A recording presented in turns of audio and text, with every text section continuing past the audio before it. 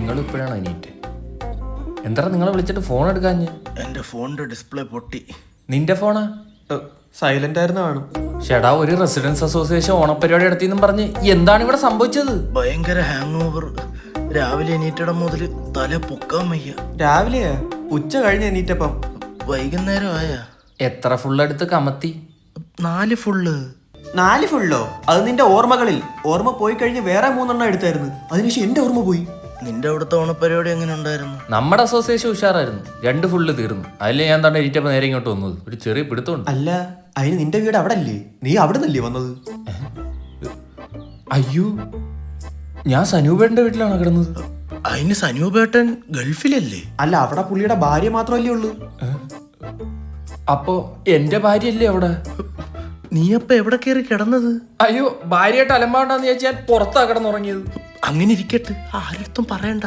പറയല്ലേ. എത്ര ഫുള്ളെന്നാ പറഞ്ഞ? ഓർമ്മകളിൽ 2. പറമ്മ. അച്ഛനെ അടിച്ചാ? അച്ഛനെ അടിച്ചാ? എന്തായിരുന്നു സീൻ? എന്തായിരുന്നു? ആണല്ലേ? ആ കണക്ക് ഞാൻ വന്നിട്ട് തീർക്കാൻ പറ്റുമെങ്കിൽ തീർക്കാന്ന് പറയേ. ഓ, കുടുംബ പ്രശ്നോ? വല്ല ഓടയിലും ആന്ന് പറ. ഇതൊന്നും പറഞ്ഞ ആളല്ലേ. ഹലോ. അയ്യോ അയ്യോ. ഇല്ല പയ്യ ഇവിടെ ഉണ്ട്, കുഴപ്പമൊന്നുമില്ല. പറഞ്ഞേക്കാം. എന്താടാ? നിന്റെ കുറെ വീഡിയോ സോഷ്യൽ മീഡിയയിൽ കിടന്ന് കളിക്കുന്നുണ്ടെന്ന്. ടെലിഗ്രാമിൽ നിന്നൊക്കെ മേടിക്കുന്നു. എന്തോ വീഡിയോ? നിങ്ങളുടെ അസോസിയേഷനിലെ ഓണപരിപാടിയുടെ വീഡിയോ ഭയങ്കര റീച്ച് പോയി. ഓണപരിപാടിയല്ലേ? അത് നല്ലല്ലേ? ഞങ്ങളാകെ ആടേയും ഏഴയിലേ ചെയ്തോളൂ. ആടിയപ്പോ യവനും മുണ്ടില്ലായിരുന്നെന്ന് പറമ്പിൽ കിടന്ന് ആടുന്ന വീഡിയോസ്.